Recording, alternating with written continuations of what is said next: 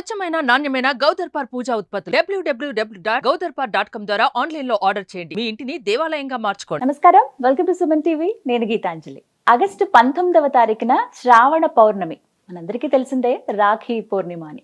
మరి ఆ రోజు యొక్క విశిష్టత, అలాగే ఏ సమయంలో రాఖీ కడితే మంచిది, ఆ రోజు తిథి పూర్తిగా ఉందా పౌర్ణమి, ఈ విశేషాలని తెలుసుకుందాము. వీటి గురించి వివరించేందుకు ప్రస్తుతం మనతో పాటు ఉన్నారు ప్రముఖ జ్యోతిష్యులు బ్రహ్మశ్రీ నందివట్ల శ్రీహరి శర్మ గురువు గారు. వారితో మాట్లాడి పూర్తి వివరాలు తెలుసుకుందాం. గురుగారు నమస్కారం అండి. వాగర్థావివ సంపృక్తౌ వాగర్థ ప్రతిపత్తయే జగతః పితరౌ వందే పార్వతీ పరమేశ్వరౌ. సదాశివ సమారంభాం శంకరాచార్య మధ్యమాం అస్మదాచార్య పర్యంతం వందే గురు పరంపరాం. ఆదిత్యాయ చ సోమాయ మంగళాయ బుధాయ చ గురు శుక్ర శనిభ్యశ్చ రాహవే కేతవే నమః. శృంగేరి జగద్గురు పీఠాధిపతులకి, కంచి పీఠాధిపతులకి నమస్కారములు తెలియజేసుకుంటూ కార్యక్రమాన్ని ప్రారంభిద్దాం. గురుగారు, ఆగస్టు 19 రాఖీ పూర్ణిమ. ముందుగా రాఖీ పూర్ణిమ విశిష్టత తెలియచేస్తారా? ఎప్పటి నుంచి అసలు ఇలా రాఖీలు కట్టడం అనేది ఆచారంగా, ఆనవాయితీగా అయిపోయింది? తప్పకుండానమ్మా. ఈ యొక్క 2024 సంవత్సరంలో ఆగస్టు 19వ తారీఖు రోజున రాఖీ పౌర్ణమి పండుగ జరుపుకుంటున్నాం. అయితే దీనికి ఒక విశిష్టత, ఎప్పటికీ లేనటువంటి విశిష్టత ఏంటంటే, ఈసారి శ్రావణ పౌర్ణమిని మహాశ్రావణి అనే పేరుతో పిలుస్తున్నారు. ఎందుకనండి? ఎందుకనంటేనమ్మా, మనకు సాధారణంగా పౌర్ణమి చంద్రుడికి సంబంధించింది కదా. శ్రవణ నక్షత్రం ఉండాలి ఆ రోజున. కొన్ని సందర్భాల్లో శ్రవణ నక్షత్రం ఉండదు. కానీ ఈసారి శ్రావణ పౌర్ణమికి శ్రవణ నక్షత్రం ఉంది. అందున చంద్రుని వారమైనటువంటి సోమవారం రోజున కలిసి వచ్చింది. సోమవారము చంద్రునికి సంబంధించింది, పౌర్ణమి చంద్రునికి సంబంధించింది. శ్రవణ నక్షత్రానికి అధిపతి కూడా చంద్రుడే. కాబట్టి ఈ సందర్భంగా ఏంటనంటే, ఈ యొక్క శ్రావణ పౌర్ణమిని మహాశ్రావణి అని అంటారు. అయితే శ్రావణి పౌర్ణమి అనగానే చాలా మందికి అందరికి గుర్తుకొచ్చేది రాఖీ పౌర్ణమి అని అంటారు. కానీ వాస్తవానికి ఏంటంటే, అన్ని పౌర్ణమి లాగానే శ్రావణ పౌర్ణమి, ముఖ్యంగా పూర్వకాలంలో ఈ శ్రావణ పౌర్ణమిని మన తెలుగునాట ఏ విధంగా ఆచరించేవారంటే, యజ్ఞోపవీత ధారణ కలిగినటువంటి కుటుంబాలలో ఉత్తరాయణంలో ఈ యొక్క ఉపనయన సంస్కారం జరిపించి, శ్రావణ పౌర్ణమికి మళ్ళీ ఉపాకర్మ జరిపించుకొని, తదనంతరం వేద విద్య అభ్యసనం లేదా ఏదైనా గురుకుల పాఠశాలలో అభ్యసనం కోసం పంపించేవాళ్ళు. ఈ విధంగా జరుపుకునేవాడు. కానీ ఈ యొక్క శ్రావణ పౌర్ణమికి కొన్ని చారిత్రక ఆధారాల ప్రకారం మనకు ఉత్తరాది ప్రాంతం నుంచి ఇది రాఖీ పౌర్ణమిగా మనకు అందుబాటులోకి మనకు తెలుస్తుంది. అయితే ముఖ్యంగా మొట్టమొదటిగా ఈ యొక్క రాఖీ పౌర్ణమిని జరుపుకున్నటువంటి సందర్భం ఏంటంటే, ఈ యొక్క బలి చక్రవర్తితో యుద్ధం చేసినటువంటి, దేవాసుర సంగ్రామంలో యుద్ధం చేసినటువంటి ఆ ఇంద్రునికి రక్షగా గౌరీ అమ్మవారిని ఉపాసన చేసి, ఇంద్రుని భార్య అయినటువంటి శచీదేవి ఆ యొక్క తోరము కట్టింది. 9 గ్రంథులతో ఉన్నటువంటి తోరంని రక్షగా కట్టింది. ఆ రోజు శ్రావణ పౌర్ణమి, శ్రావణ మాసంలో ఉన్నటువంటి పౌర్ణమి తిథి రోజున మొట్టమొదటి చారిత్రక ఆధారంగా. ఇక రెండవ ఆధారం గనక చూసుకున్నట్లయితే, బలి చక్రవర్తి గొప్ప విష్ణు భక్తుడు. ఆ విష్ణు భక్తుడు తన యొక్క భక్తి పార్వశ్యంతో, భక్తితో విష్ణువునే గెలిచి, విష్ణువే తన యొక్క రాజ్యానికి రక్షకుడుగా ఉండే విధంగా భక్తితో సంపాదించుకున్నాడు. వైకుంఠం వదిలినటువంటి ఆ యొక్క విష్ణు భగవాను యొక్క జాడ తెలుసుకున్నటువంటి లక్ష్మీదేవి తిరిగి మళ్ళీ విష్ణు భగవాన్ని వైకుంఠం కోసం, వైకుంఠానికి తీసుకురావడం కోసం ఆ యొక్క లక్ష్మీదేవి బలిచక్రవర్తికి, అదే గౌరీ అమ్మవారిని ఉపాసన చేసి బలిచక్రవర్తికి రక్షగా కట్టి తన భర్తని తనకు తిరిగి ప్రసాదించమని వేరుకుంది. ఆ విధంగా బలిచక్రవర్తికి కట్టినటువంటి రక్ష కాబట్టి అప్పటి నుంచి ఆ యొక్క మంత్రము అనేటువంటిది వచ్చింది. ఏనబద్ధో బలిరాజు అని చెప్పి మనం అంటే, దాని అంతరార్థం ఏంటంటే, బలిచక్రవర్తినే బంధించినటువంటి ఓ రక్ష, అటువంటి శక్తిని మళ్ళీ నాకు ప్రసాదించి నా యొక్క సోదరుని రక్షించు, నేను ఎవరికైతే రక్షగా కడుతున్నానో వాళ్ళని రక్షించు అని చెప్పే ఉద్దేశంతో ఈ యొక్క ఏనబద్ధో బలిరాజు అని చెప్పేటువంటి ఒక మంత్రాన్ని ఆ రక్షగా కడుతూ, ఆ విధంగా సోదరీమణులు సోదరునికి రక్షగా కడతారు. అయితే కేవలం ఇది సోదరుడికి సోదరి కట్టేటువంటి భావన కాకుండా, తనకిష్టమైనటువంటి వ్యక్తులను రక్షించే ఉద్దేశంతో ఈ విధంగా కట్టవచ్చు. కేవలం ఒక స్నేహితురాలు స్నేహితుడికి కట్టవచ్చు. భార్య తన భర్త యొక్క, ఇంద్రాణి శచీదేవి ఇంద్రుడు కట్టారు కదా, అట్లాగే భర్త యొక్క యోగక్షేమాన్ని కోరి ఆ శ్రావణ పౌర్ణమి రోజున రక్షగా భార్య కట్టవచ్చు, స్నేహితులు కట్టవచ్చు, సోదరీమణులు కట్టుకోవచ్చు, గురువు శిష్యుడికి కూడా కట్టవచ్చు, రక్షగా ఉండాలని ఉద్దేశంతో. అయితే ఇంకొక గాథ ప్రకారం చూసుకుంటే మనకు చారిత్రక ఆధారాల ప్రకారం చూసుకున్నట్లయితే శిశుపాలుని వధించేటువంటి సందర్భంలో సుదర్శన చక్రాన్ని వదిలినప్పుడు చేతికి ఆ చూపుడు వేలికి గాయం అవుతుంది కృష్ణ భగవానుల వారికి. అంతటా ఆ సమయంలో రాజసూయ యాగం జరుగుతున్న సందర్భంగా జరిగింది కాబట్టి ఆ సమయంలో ద్రౌపది గమనించి అది హుటాహుటిన కృష్ణుడు వారి దగ్గరికి వెళ్ళి ఆ విధంగా తనకున్నటువంటి చీర కొంగుని చింపి ఆ వేలికి కట్టుగా కట్టింది. దానికి కృతజ్ఞతాభావంతో ద్రౌపది వస్త్రాపహరణ సమయంలో ద్రౌపదికి మానభంగం కలగకుండా తన యొక్క కృతజ్ఞతను చాటుకున్నారు కృష్ణ భగవానుల వారు. అంటే ఆ యొక్క శిశుపాలుని వధ జరిగింది, ఆ యొక్క ద్రౌపది తన చీర కొంగు తీసి కట్టింది, అది శ్రావణ పౌర్ణమి. కాబట్టి ఈ విధంగా మనకు గాథలు అనేటువంటి చారిత్రక ఆధారాలు మనకు కానవస్తున్నాయి. అయితే ముఖ్యంగా గమనించుకోవాల్సిన అంశం ఏంటంటే శ్రావణ పౌర్ణమి రోజున చాలా విశిష్టత. అంటే ముఖ్యంగా ఆ రోజున చేయవలసినటువంటి విధానం ఏంటంటేనమ్మా, శ్రావణ పౌర్ణమి రోజున ముఖ్యంగా గౌరీదేవిని ఆరాధన చేయాలి. ఏ స్త్రీ అయినా కానీ ఎవరైనా కానీ ఎవరికైతే రాఖీ కడతారో ఆ రాఖీ కట్టేటువంటి సందర్భంలో వాళ్ళకి ఆ దేవతా శక్తి రావాలనేటువంటి ఒక సదుద్దేశంతో శ్రావణ పౌర్ణమి మనకి ఏమైంది 19వ తారీఖు ఆగస్టు 2024వ తారీఖు నక్షత్రం శ్రవణ నక్షత్రం ఉదయం 8:08 వరకు ఉంది. కాబట్టి సూర్యోదయ పూర్వమే ఎవరికి రాఖీ కట్టాలని అనుకుంటారో ఆ రాఖీ కట్టే వాళ్ళు సూర్యోదయ పూర్వమే కాలకృత్యాదులన్నీ తీర్చుకొని ఆ యొక్క గౌరీ అమ్మవారు అంటే ఎవరండి, పార్వతీ అమ్మవారు, దుర్గా అమ్మవారు, ఆ అమ్మవారి పాదాల దగ్గర తాను రాఖీ కట్టదలిచినటువంటి వ్యక్తికి సంబంధించి మంచి జరగాలనే సదుద్దేశంతో 9 ముడులు కడిగినటువంటి తోరములు, ఆ విధంగా 3 తోరములు తీసుకోవాలి. తీసుకొని తమలపాకు మరియు వక్కలు, ఆ వక్కలు పెట్టి ఆ యొక్క తోరములు ఆ విధంగా అక్కడ పెట్టి ముందుగా గణపతి పూజ చేసుకొని గణపతి యొక్క అనుగ్రహం తీసుకొని తదనంతరం లలితా సహస్రనామం కానీ దుర్గా సహస్రనామం కానీ ఇంకా చెప్పాలి అని అంటే శివ సహస్రనామం ఏదైనా కానీ మీకు ఇష్టమైన దేవతా సహస్రనామాన్ని ఆ ముందు పారాయణం చేసి లేదా లలితా సహస్రనామం లలితా త్రిశతి పారాయణం ముమ్మార్లు చేసి ఆ విధంగా మనము పూజ ముగించుకోవాలి. అయితే దీనికంటూ కూడా ఒక సమయం ఉందమ్మా. అంటే ఏ సమయంలో చేయాలి అని అంటే ముఖ్యంగా వాడవలసినటువంటి ద్రవ్యములలో చూసుకుంటే బంగారు రాఖీ కానీ వెండి రాఖీ కానీ కట్టమన్నది. ఈ రోజు మనకు అనేక సందర్భాల్లో వస్తున్నాయి. అందరికీ బంగారం కట్టుకునే తాహత ఉండదు కదా, కనీసం వెండి రాఖీ కట్టగలిగేటువంటి తాహత ఉంటుంది ఎవరికైనా కానీ. ఈ రోజున 300-400 పెడితే వెండి రాఖీ వస్తుంది. వెండి రాఖీని కూడా ఆ పూజా సమయంలో పెట్టుకోవాలి. పెట్టుకున్న తర్వాత ఈ యొక్క రాఖీ కట్టే సమయం చాలా ప్రధానమైంది. వీక్షించేటువంటి ప్రేక్షకులు చాలా జాగ్రత్తగా గమనించండి. ఈసారి శ్రావణ పౌర్ణమి రాఖీ పౌర్ణమి చెప్పుకునే మనము చేసుకోవాల్సినటువంటి సమయం ఏముందనంటే భద్రాకరణం అనేటువంటిది ఉందమ్మా. అంటే ఆ సమయంలోనే కట్టాలంటారా? ఆ భద్రాకరణంలో ఉండగా ఎటువంటి శుభకార్యాలు చేయకూడదు. ఇక్కడ భద్రాకరణానికి సంబంధించి 2 గాథలు ఉన్నాయి. ఏంటంటే రావణాసురుని యొక్క సోదరి భద్ర, ఆ విధంగా ఆ రావణాసురుని యొక్క సోదరి శూర్పణఖ భద్రాకరణంలో ఉండగా రాఖీ కట్టింది కాబట్టే దేవాసుర సంగ్రామంలో రాముడి మీద ఓడిపోయాడు, రావణాసురుడు హతమయ్యాడు. ఎందుకంటే మనకు ఈ యొక్క దసరా నవరాత్రుల్లోనే కదా ఈ యొక్క యుద్ధం అని జరిగింది. మరి దసరా కంటే ముందే కదా శ్రావణం వచ్చేది.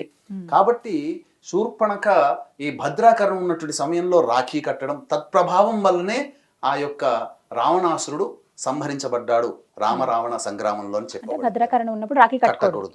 ఇంకొక విధంగా చెప్పాలి అని అంటే ఈ యొక్క భద్రాకరణం అనేటువంటిది శని యొక్క సోదరి, సూర్యుని యొక్క కుమారి.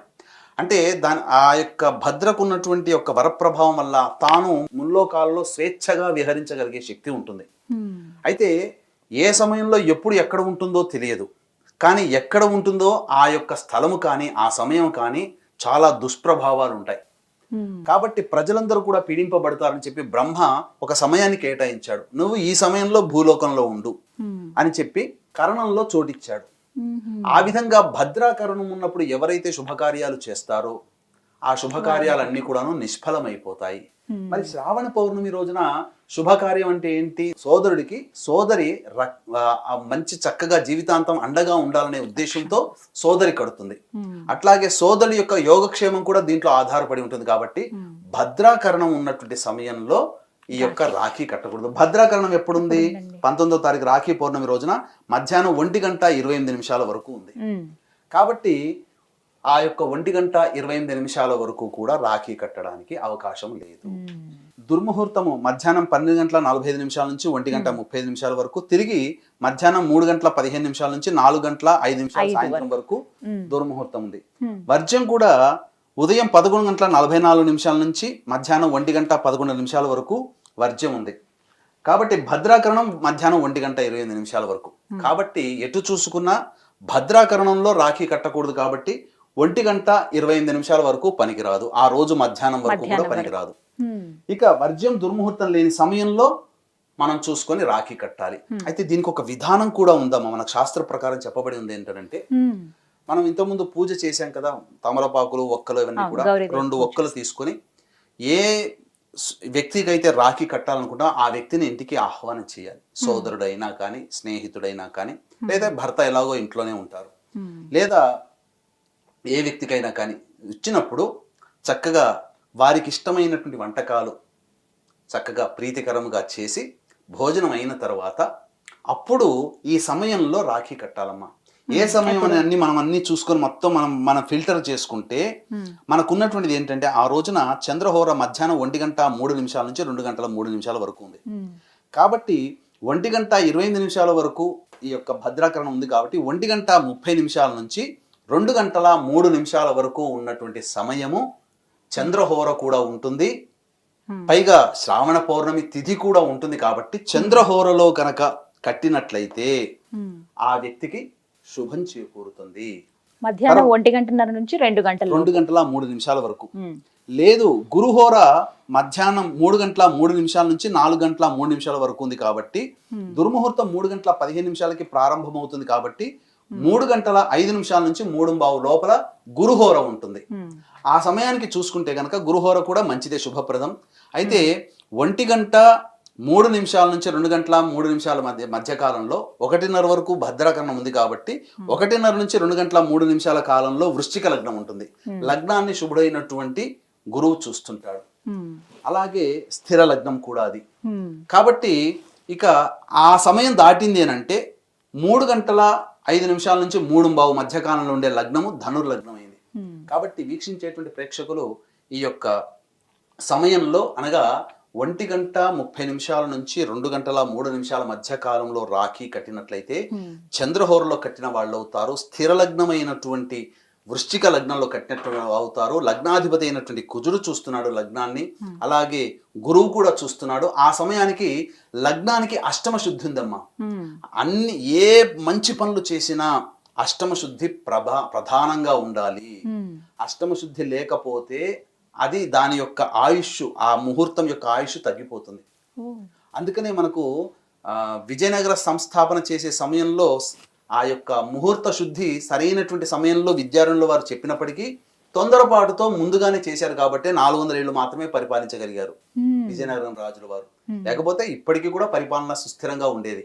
సరే, అది వేరే విషయం, పక్కకు పెట్టండి. ముఖ్యంగా సోదరి తన యొక్క సోదరునికి రాఖీ కట్టాల్సినటువంటి సమయం మాత్రం 1:30 నుంచి 2:03 మధ్య కాలంలో చంద్రహోర ఉంటుంది. పౌర్ణమి తిథి కూడా ఉంటుంది. కాబట్టి చాలా శుభప్రదమని చెప్పవచ్చు. అయితే విధానము ఏ విధంగా చేయాలి అనేటువంటిది మాత్రం తెలుసుకుందామమ్మా. వీక్షించేటువంటి ప్రేక్షకులు గమనించాల్సిన అంశం ఏంటంటే, ఆగస్టు 17వ తారీఖు మరియు ఆగస్టు 31వ తారీఖు 2 రోజులు కూడాను శనిత్రయోదశులు వచ్చాయి. కాబట్టి వృషభ మిథున కర్కాటక సింహతుల వృశ్చిక మకర కుంభమీన రాశుల్లో జన్మించిన వారికి శనిదోష పరిహారార్థమై శనీశ్వర హోమము, అఘోర పాశుపత మంత్ర హోమము, అలాగే విద్య, వివాహ, ఉద్యోగ, దాంపత్య, అనారోగ్య సమస్యల నివారణకి 18 రకాల హోమాది కార్యక్రమాలు కేవలం 1500 రూపాయల రుసుముకి చేయించడం జరుగుతుంది. అలాగే ఒక్కొక్క క్షేత్రంలో ప్రతి నెల మీ కుటుంబ సభ్యుల గోతనామాలతో సంవత్సరం పొడుగుతా కూడా మీరు గోతనామాలు నమోదు చేసుకోవచ్చు. అవకాశం ఉన్న వాళ్ళు కార్యక్రమ తదనంతరం కాంటాక్ట్ చేసి పూర్తి వివరాలు తెలుసుకోండి. సంధ్యా సమయంలో ఈ యొక్క హోమాదులు జరిపించబడతాయి. సాయంత్రం 4 గంటలకి ప్రారంభమవుతుంది హోమాది పూజా కార్యక్రమాలు. కాబట్టి 1 గంట లోపల మీరు గోతనామాలు నమోదు చేసుకోవచ్చు. ఇక పూజా విధానాన్ని మనం తెలుసుకుందాం. ఏ విధంగా సోదరుడికి రాఖీ కట్టాలి అన్నప్పుడు, సోదరునికి భోజనము అవన్నీ తాంబూలాదులన్నీ ఇచ్చిన తర్వాత అప్పుడు సోదరులు తూర్పు ముఖంగా ఉండాలి, తూర్పు వైపు ఫేస్ చేస్తుండాలి. సోదరి ఆ యొక్క ప్లేట్లో, రాగి ప్లేట్లో కానీ లేకపోతే ఇత్తడి ప్లేట్లో కానీ వెండి ప్లేట్లో కానీ దీపారాధన కుందులు 2 తలా ఒక్కొక్క దీపారాధనలో 2 ఒత్తులు వేసి తీసుకొని రావాలి, నువ్వుల నూనె వాడాలి దాంట్లో. తదనంతరం దీపారాధన చేసిన తర్వాత పక్కనే ఆ 2 తమలపాకుల్లో 2 పోక చెక్కలు కూడా ఉండాలమ్మా. ఉన్న తర్వాత ఆ యొక్క సోదరుడికి అలంకరణగా బొట్టు పెట్టి అప్పుడు ఒక పోక చెక్క తీసుకొని కుడివైపు నుంచి ఎడం వైపుకి ఇలా ఒకసారి క్లాక్ వైజ్ డైరెక్షన్ లో తీయాలి. తీసి ఆ పోక చెక్క పక్కకు పెట్టాలి. రెండో పోక చెక్క తీసుకొని మళ్ళీ ఎడం వైపు నుంచి కుడి వైపుకి ఇలా దిష్టి తీస్తాం కదా, ఆ విధంగా చేసి అప్పుడు పక్కకు పెట్టేయాలి. అప్పుడు దీపారాధన కుందులతో దీపారాధన చక్కగా చేసి హారతి ఇచ్చిన తర్వాత, అనగా హారతి విధంగా మనం దీపావళి రాత్రి నాడు ఏ విధంగా అయితే హారతి తీసుకుంటాం అలా ఇచ్చిన తర్వాత అప్పుడు సోదరుడికి తన చేతితో చేసినటువంటి తీపి పదార్థాన్ని పెట్టాలి, నోట్లో తినిపించి అప్పుడు ఆ యొక్క పొద్దున పూట ఉదయం 8 గంటల లోపల పూజ, గౌరీ అమ్మవారి దగ్గర త్రిశతి, లలిత త్రిశతి నామావళి, లలిత సహస్రనామంతో పూజ చేశాం కదా, ఆ 3 తోరాలని చేతికి కట్టాలి. కట్టేటప్పుడు ఏనబద్ధో బలిరాజు అనే మంత్రం ఉంది కదా, దాని అర్థం ఏంటంటే అర్థం చేసుకుంటూ చేస్తే చాలు, మంత్రం చెప్పాల్సిన పని లేదు. దాంట్లో ఉన్న మంత్రార్థము అంటే బలి చక్రవర్తినే బంధించగలిగినటువంటి ఓ తోరమా, నీవు అంటే అంతటి రాక్షస శక్తినే నువ్వు బంధించగలిగావు, నా సోదరుడికి లేదా నా స్నేహితుడికి లేదా నా భర్తకి లేదా నా శిష్యుడికి భవిష్యత్తులో వచ్చేటువంటి ఇబ్బందులన్నీ కూడాను బంధింపచేయి అనే ఉద్దేశము, భావనతో మంచి జరగాలనే ఉద్దేశంతో నా సోదరుడు, నా భర్త, నా శిష్యుడు, నా స్నేహితుడు విజయవంతుడై ఉండాలి అన్ని కార్యక్రమాలు అనే భావన చేసుకుంటూ 3 తోరాలు కట్టాలి. తర్వాత తాను లౌక్యంగా మనం వాడుకునేటువంటి రాఖీ కట్టాలి. ఈ విధంగా రాఖీ కట్టాలమ్మా. ఈ విధంగా చేసి పెద్దవాడు సోదరుడైతే ఆశీర్వచనం తీసుకోవాలి, భర్త అయితే భర్త ఆశీర్వచనం తీసుకోవాలి, స్నేహితులైతే ఆలింగనం చేసుకోవాలి, ఇక శిష్యుడైతే ఆ శిష్యుడు గురువుకి నమస్కారం చేయాలి. ఈ విధంగా చేసి తీసుకోవాలి. తరువాత అప్పుడు సోదరుడు తన వెంట తెచ్చుకున్నటువంటి అంటే ఆ సోదరిని ఆనందింప చేయాలనంటే బహుమతులు, సోదరికి ఇష్టమైనటువంటిది ఏదైనా కానీ బహుమతులు ఇవ్వాలి, భర్త భార్యకి బహుమతులు ఇవ్వాలి, శిష్యుడు గురువుకి ఏదైనా ఉపయోగపడే వస్తువులు ఇవ్వాలి, స్నేహితుడు ఇరువురు కూడా ట్రాన్స్ఫర్ చేసుకోవచ్చు, తప్పులేదు, ఏదైనా వస్తువులు వాళ్ళకి ఇష్టమైనది. ఈ విధంగా ఒకరు రక్ష కోరి మన రాఖీ కడితే ఇంకొకరిని ఆనందింపచేసే ప్రక్రియ ఇది. దీనివల్ల ఇలా చేయడం వల్ల చాలా శుభాలు కలుగుతాయి. ఎందుకనంటే శాస్త్రం ప్రకారం మనము అష్టమ శుద్ధి ఉన్నటువంటి ముహూర్తమే చెప్పాము, ఏ సమయంలో పడితే ఆ సమయంలో చెప్పలేదు.